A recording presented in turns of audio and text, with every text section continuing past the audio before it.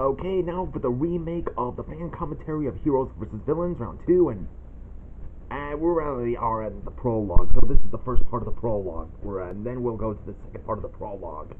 So, let's get going. So we start off with this scene from Watership Down, again, not for kids, it's not really for kids, it's very graphic. If you guys already know that from my whole commentaries about this one. So yeah, they both warn the Chief Rabbit about the danger, that it was from Fight vs. Vision, but he seems uninterested, of course. But then Bambi is hearing all this, so I guess he's hearing it from the sounds from that hollow, I guess.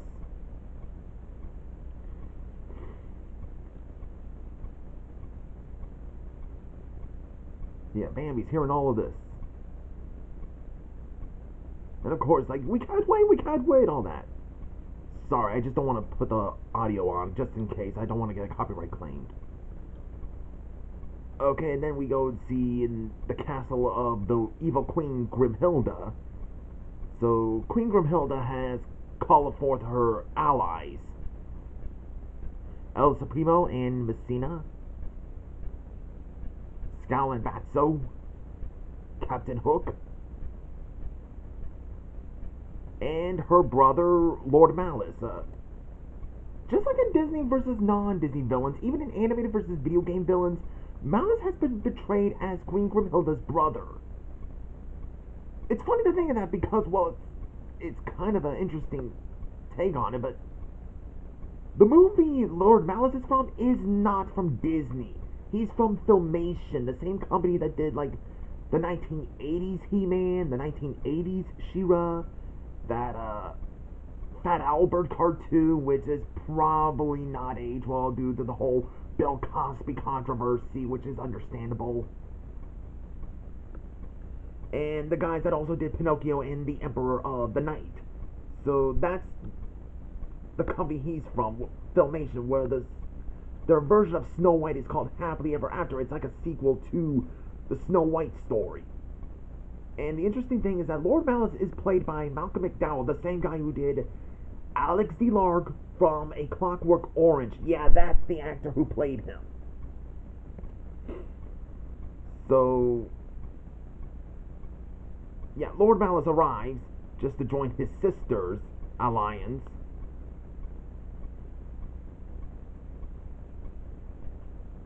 And Grimhilda assigns him to capture Snow White.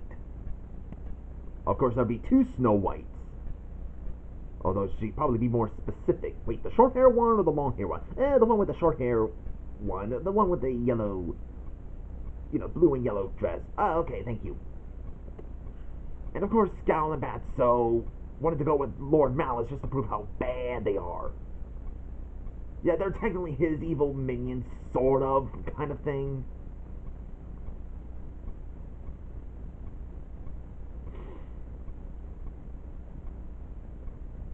Okay, and then we see at the docks, we see Anya along with Dimitri and Vladimir and their little dog Puka are aboarding the ship, and it's actually the same ship that these mice are taking. Ah, An American Tale. That's a very good movie, I will say.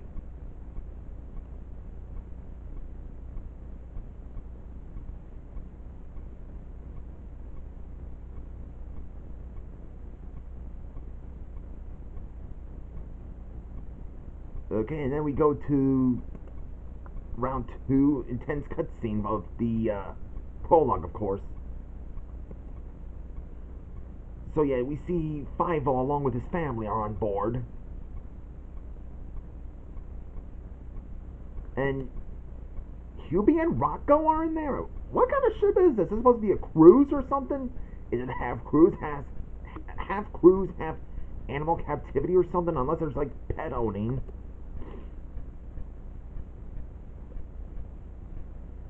Oh yeah, and then we see Anastasia is sleeping. Sound asleep in a little bed.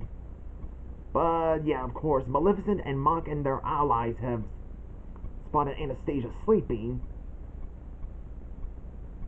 And Maleficent cast a spell, which of course we get this scene from that movie.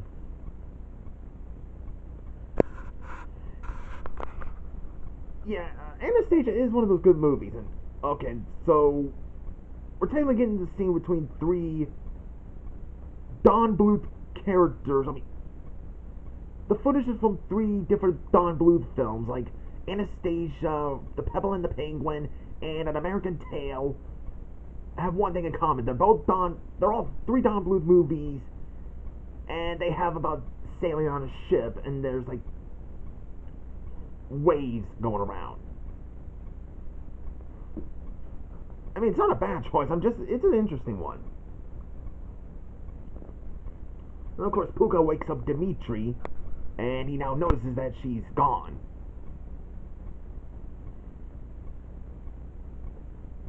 I guess this gives Hubie and Rocco a chance to get out of here.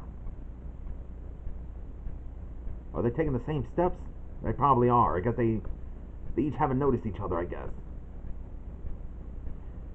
And of course, Fievel just wanted to see fishies, of course. He's a little kid.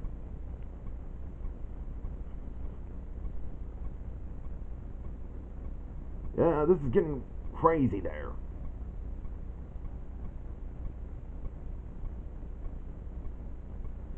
You have Hugh B. Rocco trying to escape while Fievel is trying to get back to his papa. Well, Papa is trying to save him. Of course, the waves cuts ties between them.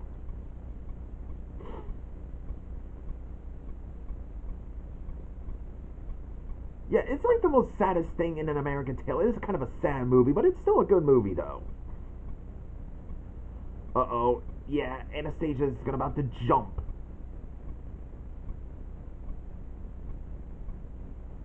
Huh, managed to get all the way up there. Uh-oh.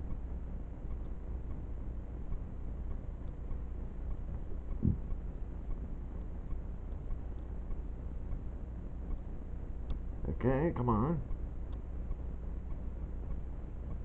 And that she spots Maleficent in her dream.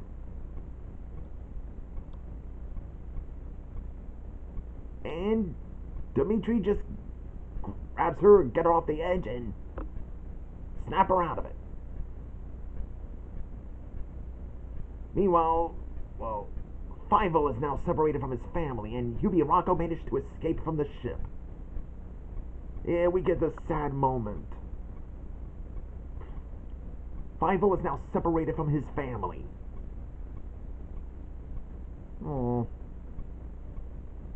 Anastasia is waking up from that spell. Now he's comforting her. Saying, hey, it's just a nightmare. You're just sleepwalking. And of course, Rasputin is upset because it failed. That dude really wants to kill Anastasia, don't he? Like how Hades is like, hey, bro, chill, relax. And he's calming down. No feelings whatsoever. Because, yeah, he's a guy with no feelings. I like how he's annoyed.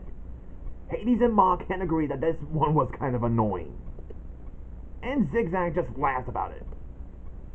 Maleficent is like, enough! Just annoyed.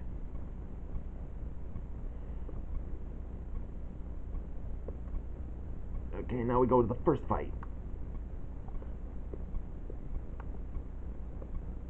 So, actually, the Seven Dwarves versus Lord Malice.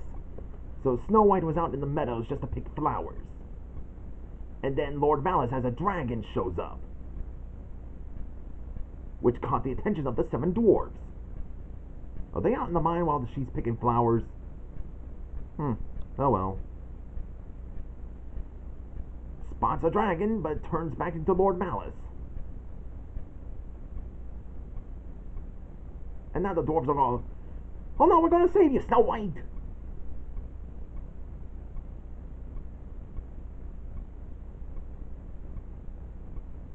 Yeah, the dwarves are gonna go rescue her.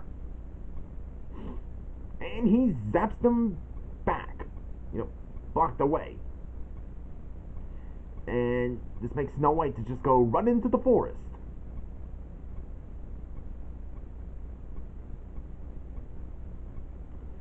And he turns back into a dragon.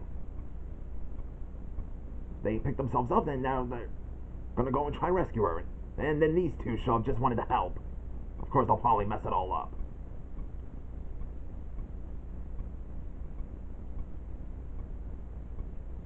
Okay, they're up at the tree. Wait, and...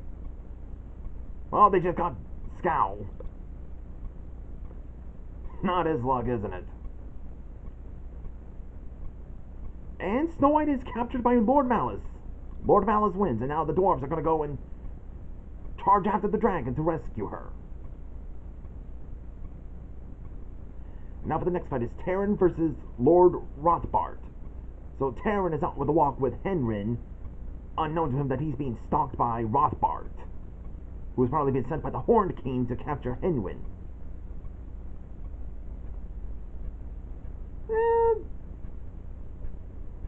I don't find the Black Cauldron to be perfect anymore since then. It's complicated, of course, but the Swan Princess is decent in my opinion. Dang, don't be hard on that little piggy. Oh, I guess he's got along with these dragons, Grythors, I think they're called.